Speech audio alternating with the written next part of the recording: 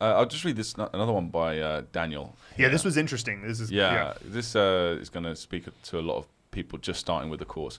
I think this maybe this is working because I just paused the video and just from what I've learned already thought, shu, S-H-U with a fourth tone. Well, that's bathroom. So I saw Gandalf or Moses in his mind, his staff plunging down the toilet, but it had a shoe on top of the staff forcing in the toilet like a plunger instead of the shoe. So he's doing a pronunciation mnemonic. By the way, this is a comment on the video about stroke order and like strokes in general. It's like an introduction video to stroke order. So continue. So instead of the shoe, I guess it should have been the SH actor, but shoe just seemed to come into my head. And then I saw heng, H-E-N-G with a second tone. Well, that's the kitchen because it's the second tone, which made me think of a Rodney Dangerfield I'd just seen on YouTube. I guess that's YouTube tonight. She cooks so bad the roaches in the kitchen hung themselves. Wow. So I saw a horizontal row of roaches, hung, that's what hung can mean, there. And then pie with a third tone, P-I-E. Well, that's my bedroom. And pie, P-I-E, is pronounced like piede in foot in Italian and pie in Spanish.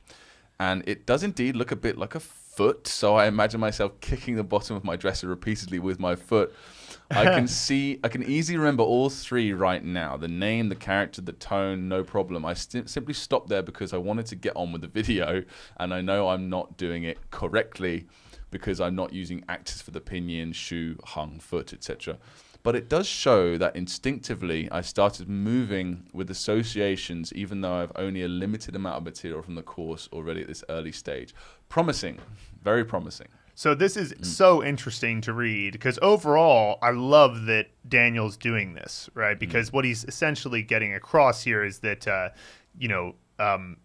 he's already trying to think in this way. But I can tell you also, Daniel is definitely a super analytical guy for sure. He seems like he's probably quite a go-getter in the sense that he wants to figure things out on his own, and which is great. What's interesting is that these points are they're kind of separate from the Hansa movie method. They're just you talking about the strokes. Well, this is just him unloading what the course has triggered in his mind, right? This is not him actually like saying, oh, I want to do it differently, or this is how I think. He's just like saying, my mind just... The videos he was watching, the concepts, I guess he's never really done this sort of thing before, I'm assuming. Yeah. And I remember this feeling as well. Like once you start sort of hacking into your imagination, which is what this sort of method tends to automatically do for you, your mind can just run away with you.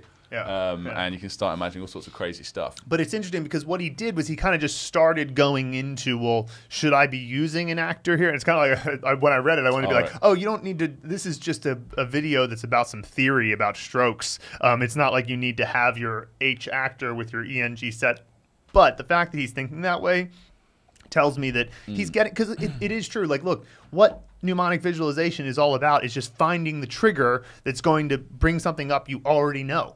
Right, so you already have seen Rodney Dangerfield. You've already seen the dresser in your bedroom that you might kick with your foot. Like these are all things that exist already somewhere in your brain. The key is to trigger them at the right moment and associate that trigger with the particular thing you're trying to learn in Chinese, and that's what the system's all about.